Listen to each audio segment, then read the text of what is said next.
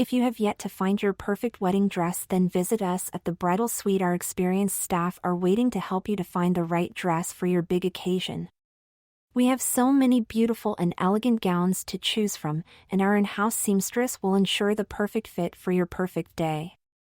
I hear that ad on local radio maybe 10 times a day, but I don't need any help to find my perfect wedding dress. I know exactly where it is. But that's getting a bit ahead of things. Let's set the scene. My name is Mike. That's Michael, not Michelle. Yeah, I'm a bloke, and yeah, I'm a crossdresser. And I want to wear a wedding dress. I don't want a marriage, a honeymoon, or a groom. Especially not a groom. I just want to wear a wedding dress, to see what it looks like and what it feels like. It's probably a fetish thing. Some people like rubber pants or high heels and handcuffs. Me, I like wedding dresses. Or ball gowns, for that matter. Period costume, maybe? Big frocks, anyway. The bigger and puffier the better. Anyway. Back to the bridal suite. I work just up the road from them, in the older part of town. My job is fixing and refurbishing computers, which is also my hobby. I get paid for entertaining myself. Plus, the owner is pretty laid back as long as you don't take advantage, and turns a blind eye if we do favor for a friend. A good place to work, anyway. Now, every lunchtime, weather permitting, I take my sandwiches and a fresh coffee from bars tucked down to the old church at the bottom of the high street. There's a low wall surrounding the grounds, just the right height for sitting on, and cherry trees for shade. It's a pretty popular spot when the weather permits. Like I said, it's the older end of town. Most of the surrounding buildings have been repurposed over the years, refitted and tarred up, but so far they've resisted the impulse to cover the fascias with perspex and neon. They still have hand-painted signage and wooden window frames. Directly opposite the church is the bridal suite, taking up 1.5 buildings. Quite how they ended up with half a building, I don't know, but it's pretty obvious when you look at the shape of the upstairs windows. It left the shop looking a bit lopsided too, with a long display window to the left of the door, and a much shorter display to the right. The large window had a selection of wedding dresses, bridesmaid outfits and mother-of-the-bride suits. All very nice, but the right display, well now. That held a solitary dress, a huge, gorgeous 1980s meringue of a dress, with massive puffy sleeves and a tight bodice. The material was a glossy silver-white satin, encrusted with embroidery in silver thread and loads of those tiny little pearls. There was a load of pleats and fiddly sewing stuff I didn't know the name of. It looked stiff and as heavy as hell, and I'd fallen in love with it. Every lunchtime, I take my regular seat opposite the shop, and quietly obsess over my dress whilst eating my lunch. Most days I'd take a casual walk past the window, sometimes pausing right outside while I pretended to have a phone conversation on my mobile. I'd imagine being helped into it, the look and feel of that material on my skin, the weight and the swirl of the skirts as I turned. Taking the radio advert at face value, I could picture being measured and fitted for my perfect dress, presumably in some parallel universe where this was okay. It was summer Monday lunchtime, and I was at my usual post, but not particularly happy with it. Something was going on outside the shop. A bunch of kids with some expensive-looking video gear were filming something outside, and they were blocking my view. The nerve of it! After a while, they packed up and shoved off, thankfully. Suddenly, 2 people hopped over the wall I was sitting on, one each side of me, and plunked themselves down without so much a by your leave. I thought just for a second that I was about to be mugged, then realized I was being bookended by 2 attractive girls, who, ignoring me completely, started a conversation, talking across me. Rude or what? What do you think, HEV? Said the one on the left. Well, you can certainly see it quite well from here, Sue, said the one on the right. Nicely posed. Was that one of yours? Nah, her ladyship did that one, Sue replied. Nice job though. The film kids seemed happy. At this point, I realized what had been nagging me. These two looked familiar, and rightly so. They both worked at the bridal suite. One of them, HEV, turned to me. What do you think, mate? I replied, brilliantly. Sorry? You mean the filming? No, that's just the owner's nephew doing his coursework. Media studies or performing arts or something. I meant what do you think of the display? She elaborated. Well, I stuttered, I'm not really the right person to ask about dresses. I think you're pretty well qualified by now, said Sue. I mean, you've been ogling the shopfront for weeks. Not to mention the frequent walk-bys. Just stretching my legs. I protested. And I'm not ogling. I'm eating my lunch, and your shop is right in front of me. I'm bound to look at it now and then. It's in my eye line. Nope, we're not having it, are we, HEV? Not having it at all, Sue. God, my neck was starting to hurt following this. We've watched you taking an interest in our shop. I'm guessing it's the big dress you like? The one you keep walking past, looking sideways? I don't know what you're talking about. I protested. Well, if that's true, then this won't be bad news. That dress is going back into storage at the end of the week to make room for a new display. Oh no! Sue continued, we were going to offer you a chance to get up close and personal with it before it goes, but since you don't know what we're talking about, I suppose there's no point. She and HEV stood. If you happen to change your mind, just come round to our back door with £50 cash in the next half hour. She pointed across the street down that road over there, turn left. With that, they crossed over the road and entered the shop, turning to give me a little wave. HEV even blew me a kiss. Oh Lord, what was I to do? My dream dress was going. I sat and stewed for 10 minutes, then made up my mind. It was almost certainly the only chance I'd ever get to wear a wedding dress of any kind, let alone one like that. Ever. If indeed that was what up close and personal meant. I checked my wallet to make sure I had the money, ditched my sandwich wrapping and coffee cup and crossed over. The road Sue had indicated led to a courtyard with some parking spaces, bins and all the usual tat that marked the backside of commercial premises. The bridal suite's back door was clearly marked. Looking nervously around, I walked up to it and gave a tentative knock. After a brief pause, I heard the rattle of a bolt being drawn. The door opened and HEV peered out at me with a broad grin on her face. I thought so, she said. Sue didn't believe me, but I said you were up for it. Come on in.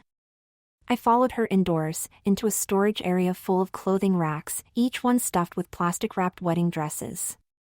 I was in heaven. Or I would be were I less nervous. Got the money? She asked me. Yes, I said, pulling my wallet out.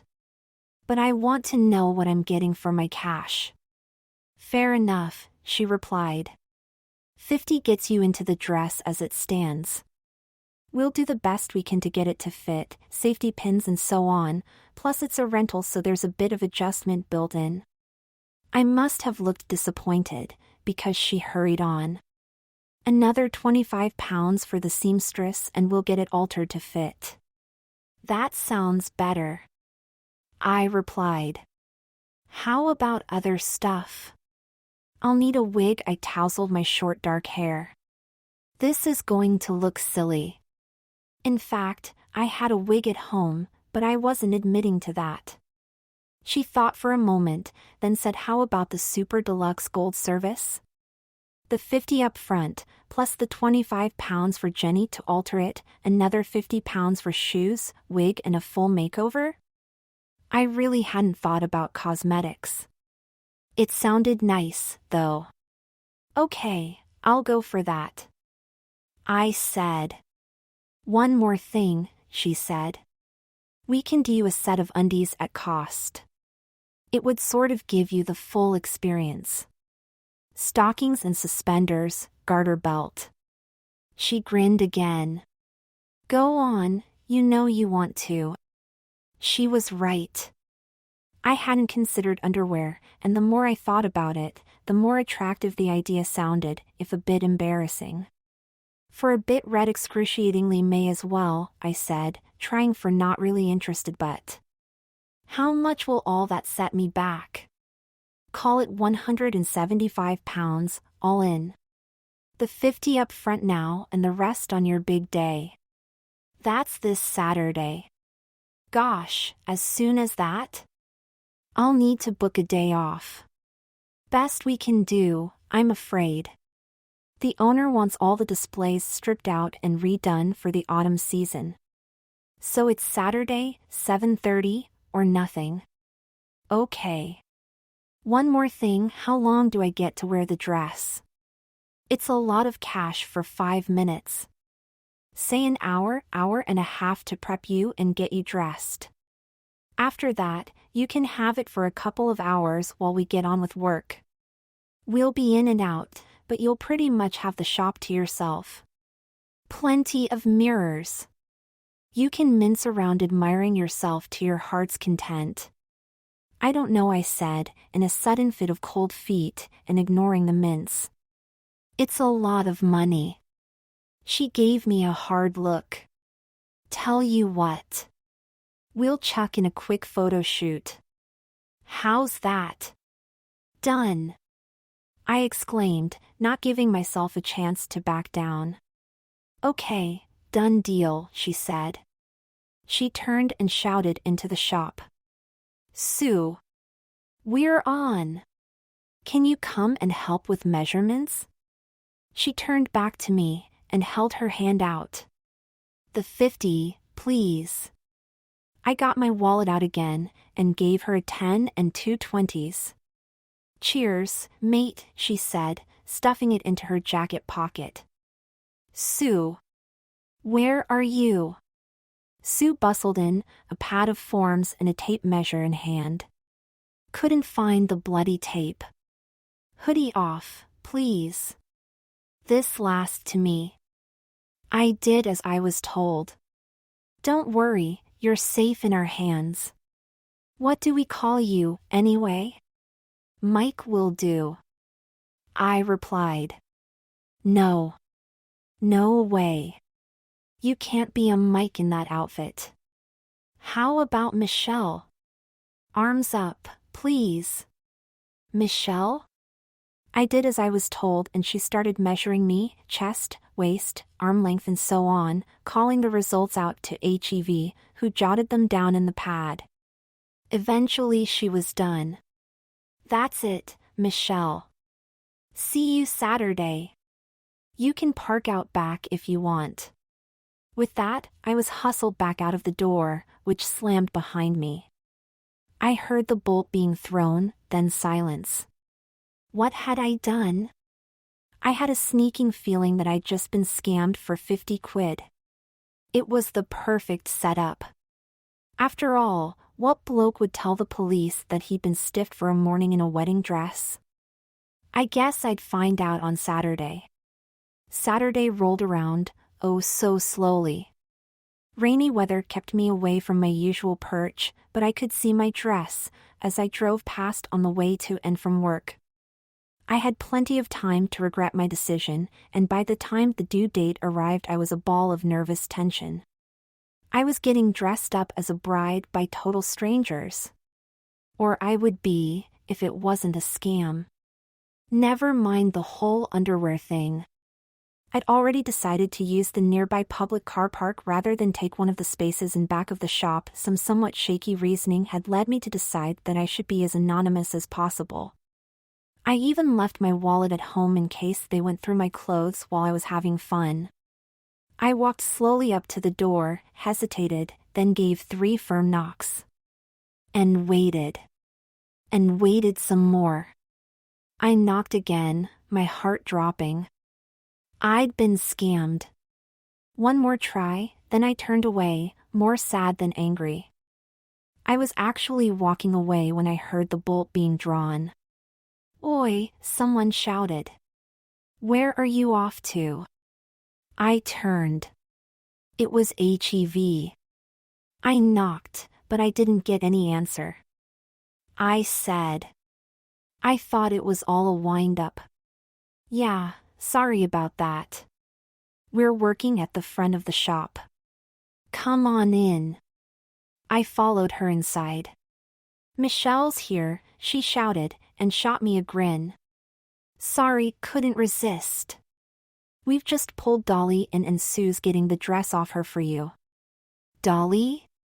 "Yeah, Dolly the dummy." "Oh. Okay." I took a deep breath. This is really happening. It is. Jenny didn't have to do very much. She thinks there's enough adjustment in the dress to take you. "Jenny?" I said, confused. "Jenny. The seamstress? She was altering the dress for you?" "Ah. I'd forgotten Jenny." "Adjustment?" I asked. "There's a couple of lace-up vents here," she said, poking herself in the sides. "It used to be a rental, so it made sense to have it fit more than one size. Maximize the return on the asset, and all that. You'll be just fine. Jenny hasn't let us down yet." She slapped me on the back.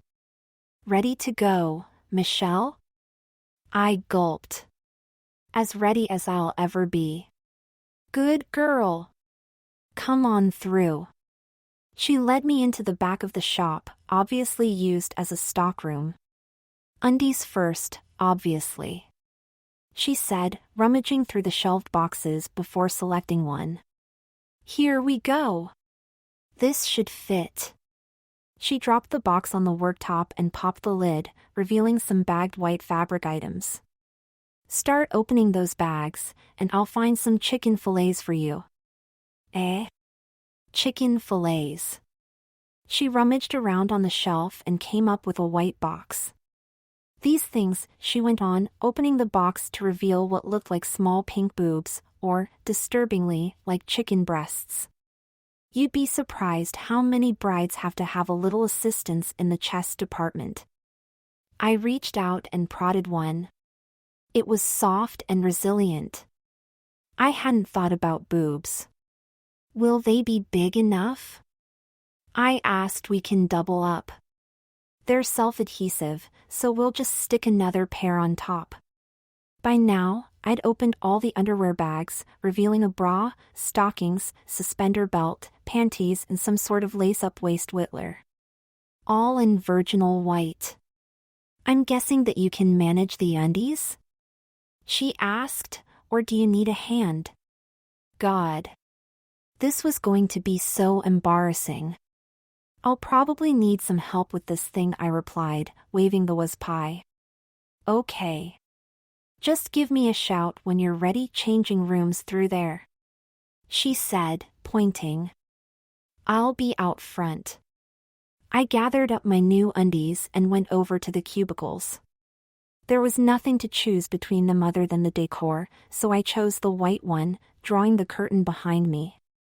I took my time stripping off and hanging what I had started to think of as my boy clothes. Completely naked, I slipped into the panties and the suspenders. The stockings were tricky, but I got there in the end, remembering the suspenders went under the knickers. Then it was the was pie and the bra. I tried the laces on the was pie, with moderate success, but I could see I would need help. I padded across the room in my stockinged feet, stuck my head around the door, and with some trepidation called out to HEV. "I'm ready." "With you in a second," came the reply, followed by the lady herself. "Oh dear," she exclaimed, grinning whilst looking me over. "Look at you! What a sight! Gee, thanks for the encouraging pep talk." I grumped. "Sorry," she said, obviously not sorry at all. "Let's get you sorted. Pull those bra straps down and we'll do the boobs first."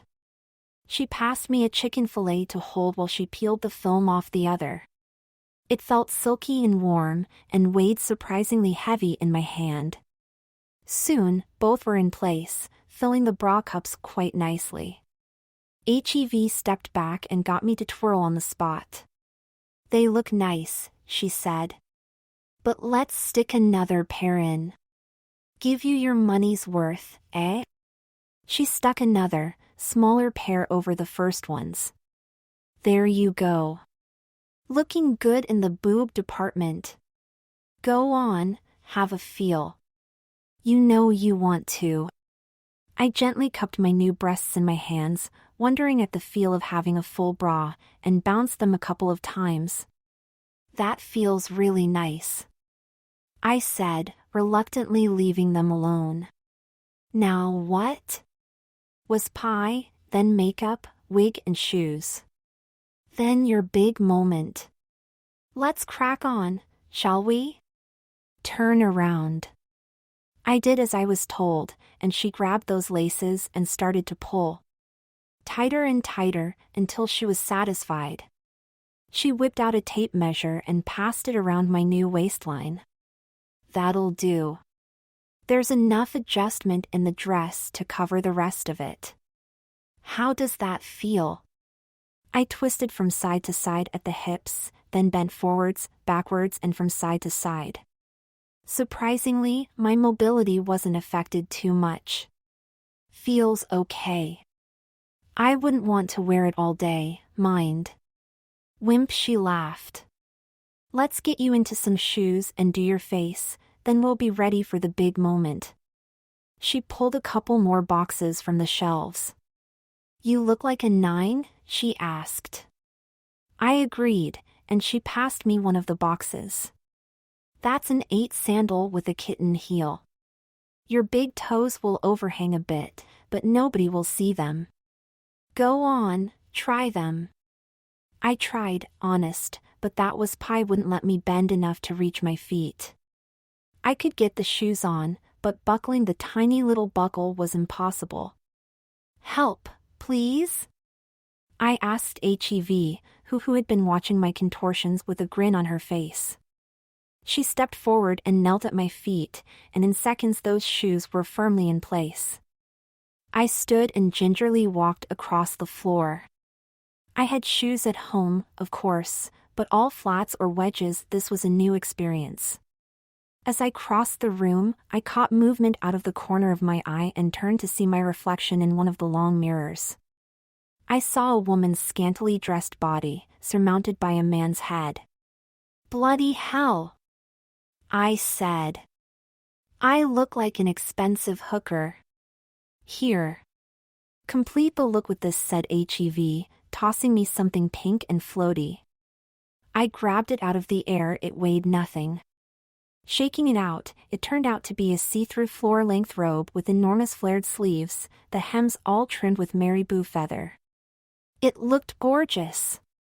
I quickly shrugged it on and turned back to the mirror and struck a feminine pose. Yeah. Expensive hooker indeed. I certainly wouldn't be able to afford me. Come on, girlie. Enough admiring yourself. Let's get you made up. I turned reluctantly from the mirror and went and sat in the chair HEV was indicating. Foundation, powder and blush went on, followed by eyeshadow, mascara and liner. My lips were lined and filled with a deep pink. HEV did a better job of my face in 10 minutes than I could have done in 30. The look was completed with a short pixie-cut wig with a fringe long enough to hide my unplucked brows, and a pair of pearl clip-on earrings. There. All done, said HEV, stepping back to admire her work. I walked back over to that mirror, and this time, it was a woman looking back at me. That's amazing, HEV. I said, turning this way and that and admiring myself. Thank you so much. I've never looked this good before. Oops. You're welcome, Michelle, and we kinda knew it wasn't your first time. Don't worry about it. She came over and gave me a hug. Ready for your big finale? Oh yes, please. I've been imagining this for weeks. Let's do it. Okay, she said. Raising her voice, she called Sue, who appeared after a short delay, her arms full of fabric. Oh wow, she exclaimed, stopping dead in her tracks. Look how well you cleaned up. Give us a twirl, girl. I obliged, mincing in a full 360, feathers flying in all directions. Yep, you've definitely skipped straight to the wedding night, she said. Not this bride, I retorted.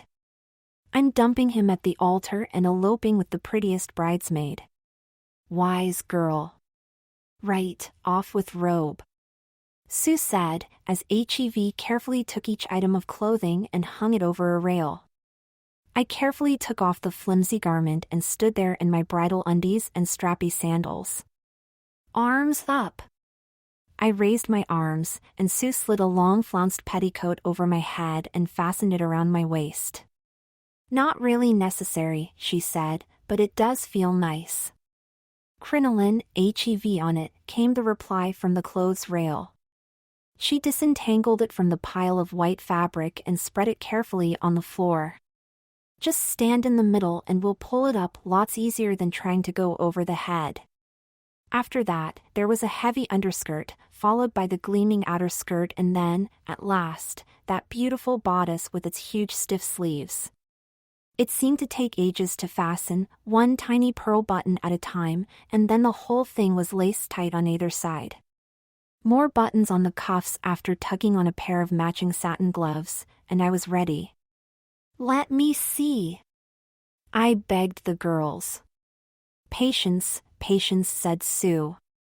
You've got the veil, yet.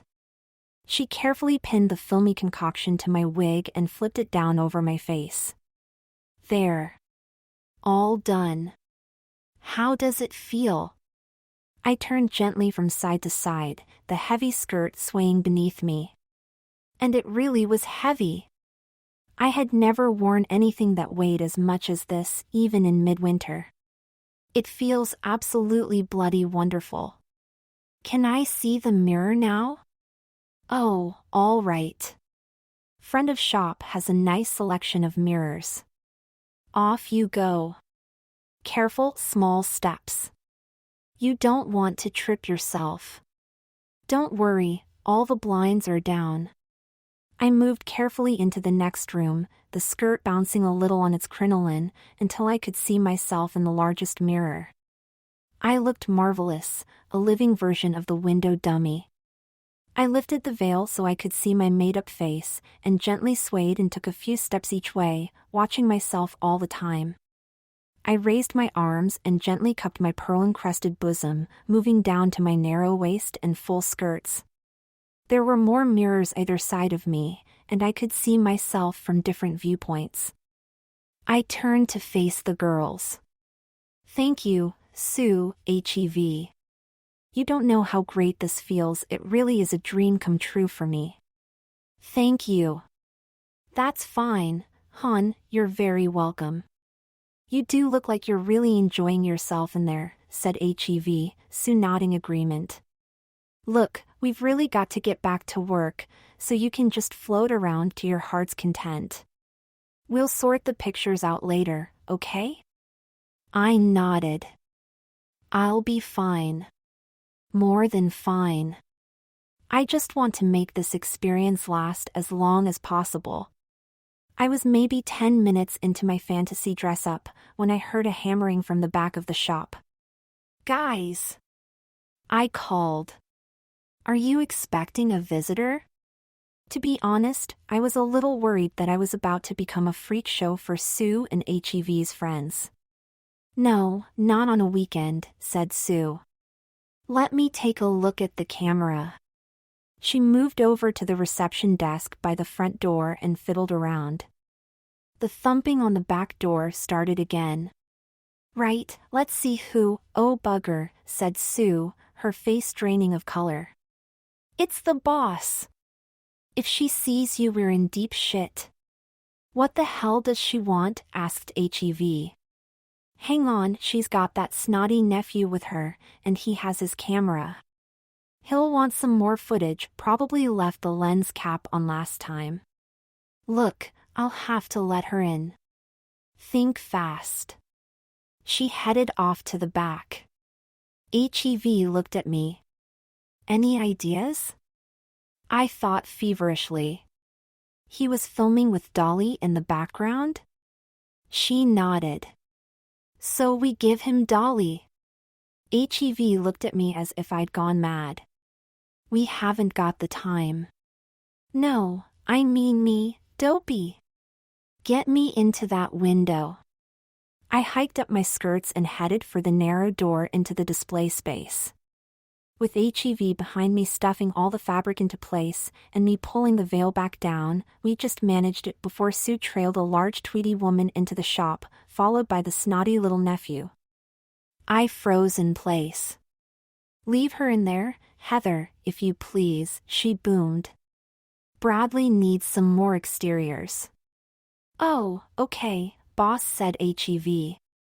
I was just making a start. Give me a few minutes and she's all yours. Boss lady unlocked the front door and headed outside, nephew in tow. Right, Mike. You're on, she whispered. Can you remember the pose? I spent enough time looking at it. Watch me. I thought back to how the display had looked. Demure downcast eyes, hands clasped in front. Right over left or left over right? Left over right, I decided. That's great, HEV hissed. Hold that and I'll open the blinds. Up went the blinds, and there I was, in full bridal drag, on public view, on a small town Saturday morning. I concentrated on taking shallow breaths. A heaving bosom would really give the game away. Turn her a little to the left, called boss lady, relaying instructions from Snotty. HEV grabbed my hips and pretended to move me around as I shuffled carefully in the required direction. Pull the veil down a little more. More. Stop out of the corner of my eye. I saw the nephew give his aunt a thumbs up as he started filming. 60 bloody minutes I was in there, unable to move a muscle, being ogled by passers-by, as Master Snotty pranced around filming pretty much everything. At long last, he was satisfied, and off they went, boss, car, nephew and camera. Down came the blinds and the girls helped me out of the window and into the shop. That was brilliant, said Sue. Well done. I thought we were stuffed there. You're welcome, I replied. Any chance I could sit down? My feet are killing me. I didn't even know if you could sit down in the monster dress, but it turned out to be easy. HEV just lifted my skirts and slid a stool underneath me. I perched carefully and arranged the dress around me. That's better. I sighed. That Dolly is one tough lady, on her feet 24/7. Speaking of whom, I chucked some drapery over her when the boss wasn't looking, said Sue. $2 would have blown it. Amazing job, Mike. Michelle, I reminded her. It's Michelle. She gave me a look. Okay, Michelle it is. Look, we're nearly finished here. Nothing like sheer blind panic to up your work rate. Give us 10 minutes and we'll get you your photos.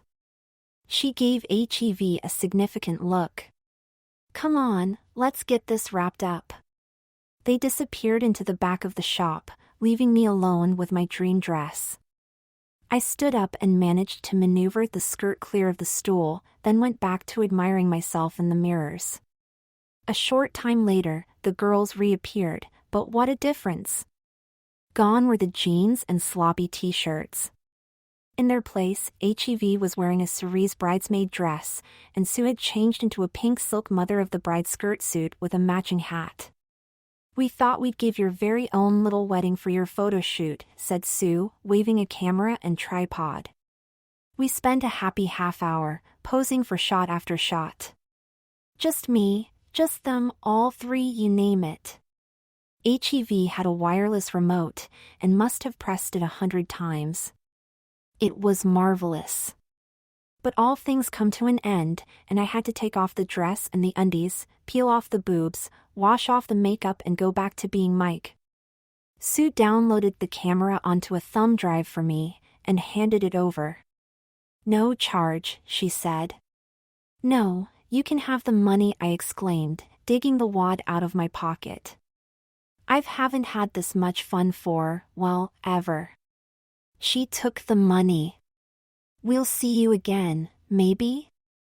"We change the displays every 4 weeks. Your dress will be going into storage, but there's plenty more where that came from." "Thanks. I'll keep an eye on the windows." And that was that. All done and dusted. Apart from the sore feet. There is an epilogue, though. Some weeks later, I looked up from my workbench to see HEV gesticulating at me through the window. "You've got an admirer, mate," said the guy on the next bench. "Bees, honeypot."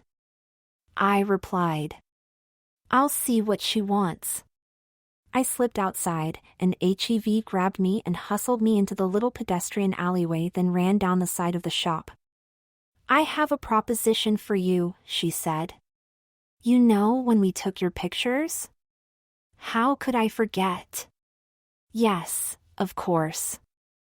I look at them every night." She looked at me. "You're weird." Anyway, that was our backup camera, and we haven't needed to use it until now. The boss grabbed it for a snap this morning, and guess what? I could guess easily. "You didn't delete our session?" "How did? Never mind." We thought she'd go ballistic, us playing with the stock and all, but she liked the photos. And she thinks you, that is, the girl in the pictures, would be ideal for our new webpage. Not too skinny, not too large. A real woman, she said. Little does she know. I said, grinning. She looked at me and laughed. Yeah. Ironic choice of words, huh? Anyway, fancy being paid to model wedding dresses?